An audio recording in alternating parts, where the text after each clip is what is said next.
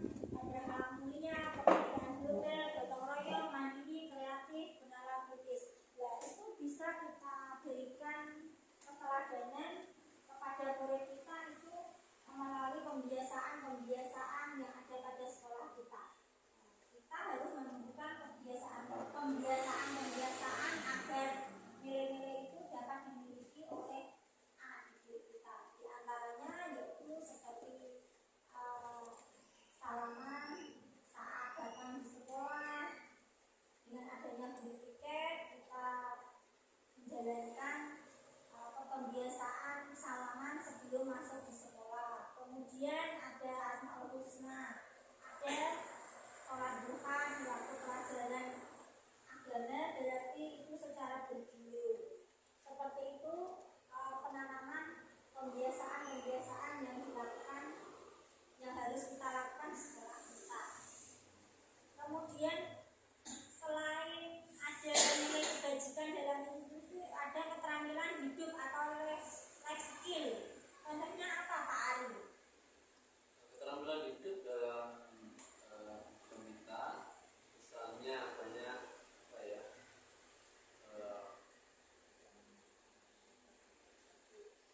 tidak merendahkan orang lain dan memberikan yang terbaik dari apa yang kita bisa berikan kepada orang lain. Kita harus selain transfer materi, juga kita harus memberi keterampilan kepada anak didik kita atau life skill. Di antaranya dengan keterampilan. Selain keterampilan juga mendidik anak itu dengan berkarakter. Contohnya apa? Berkarakter menghargai orang lain. Anak kita didik untuk menghargai temannya, menghargai bapak ibu guru, menghormati. Salah satunya itu dengan menggunakan bahasa yang baik dan sopan.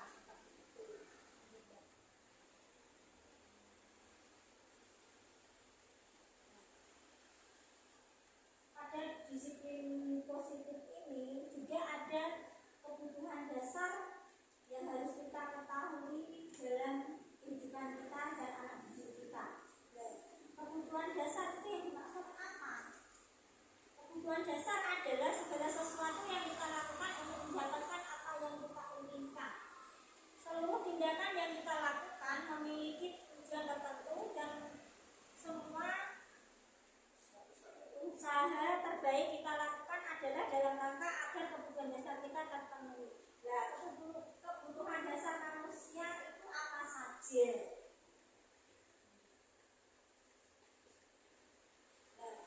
Ada 5 kebutuhan dasar manusia.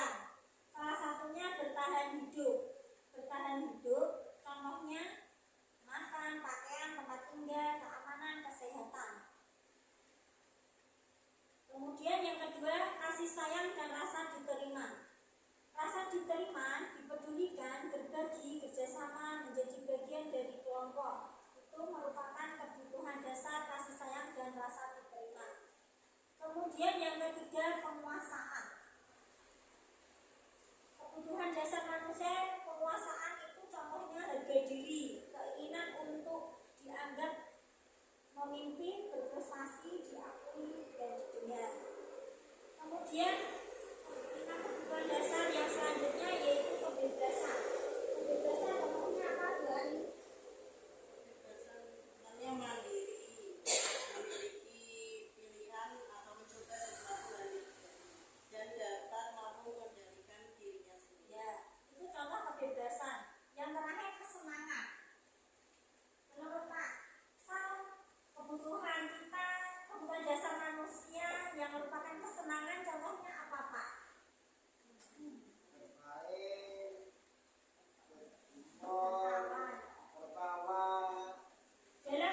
Dalam sekolah ada mata pelajaran PJOK sesuai dengan Pak Salwadi.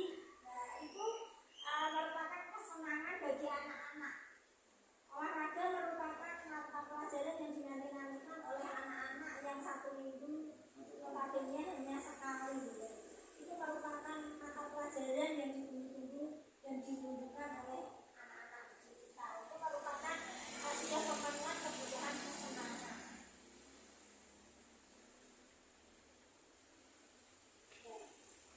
Dalam menjalankan aktivitas kita itu ada sesuatu yang mendorong atau motivasi. Motivasinya itu bisa dari dalam, bisa dari luar. Yang dari dalam itu internal, yang motivasi dari luar eksternal. Kita melakukan sesuatu itu berdasarkan motivasi eksternal. Tujuannya itu untuk apa? Motivasi eksternal bertujuan untuk menghindari ketidaknyamanan atau hukuman. Yang kedua, untuk mendapatkan imbalan atau penghargaan.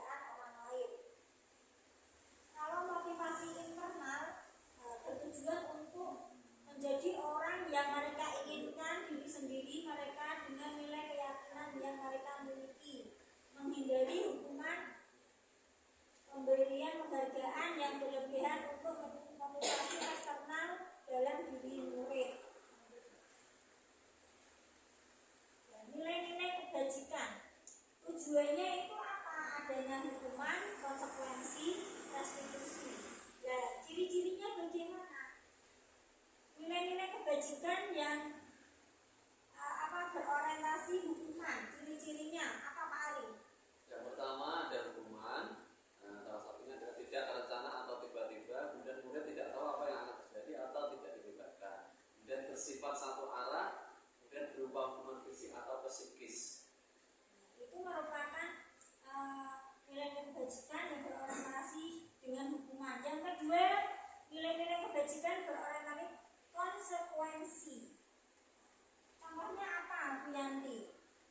Untuk yang konsekuensi, contohnya itu terencana atau bisa disepakati sesuai dengan peraturan, murid tetap dibuat tidak nyaman, kemudian sikap guru selalu memonitor murid.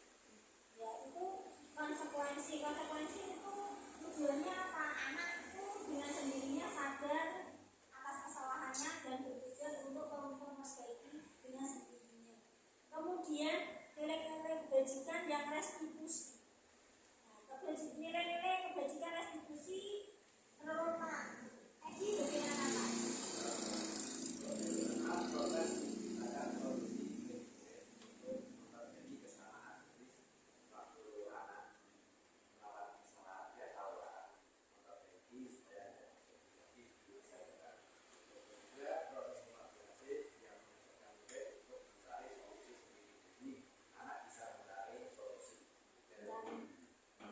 Atau dikenal dengan nanti segitiga restitusi. Lanjut. 5. Kontrol sebagai kita sebagai seorang guru, yaitu sebagai penghukum.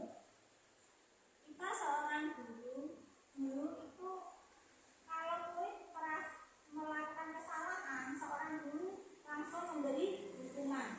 Itu tidak betul. Misalnya apa? Menghukum, misalnya melanggar peraturan.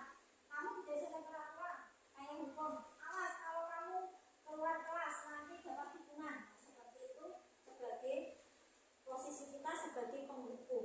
Kemudian yang kedua sebagai pembuat merasa bersalah. Membuat merasa bersalah itu guru menyadarkan anak itu agar anak itu merasa sadar atas kesalahannya sendiri. Guru tidak membentak-bentak, namun guru misalnya ibu sangat kecewa dengan kelakuanmu, malah bernada seperti itu. Kemudian posisi teman. Posisi seorang guru sebagai teman yaitu mereka mungkin mencoba untuk menjadi teman yang baik bagi murid kita. Biasanya memakai bahasa yang luas, bahasa yang gaul. Karena apa? Kalau kita menganggap murid kita itu sebagai teman, mereka bisa bercurhat atau berkonsultasi apa yang mereka perlukan, sehingga tujuan pembelajaran kita itu dapat tercapai. Kemudian yang keempat itu pemantau. Kita sebagai seorang guru, posisi kontrolnya sebagai pemantau. Pemantau itu apa? Melihat dari suatu data atau suatu kejadian, dan seperti itu kita hanya memantau. Kemudian yang kelima posisi kita sebagai manajer. Manajer itu bekerjasama dengan murid mencari solusi. Guru di posisi manajer itu bertanya apa masalahmu, bagaimana cara mengatasinya, seperti itu. Itu sebagai manajer. Posisi yang paling didambakan yaitu sebagai posisi manajer. Kita harus bisa menjadi posisi kita sebagai guru, sebagai manajer.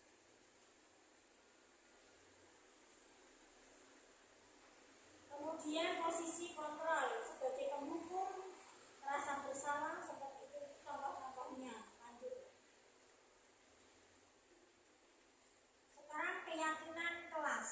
Apa yang dimaksud dengan keyakinan kelas?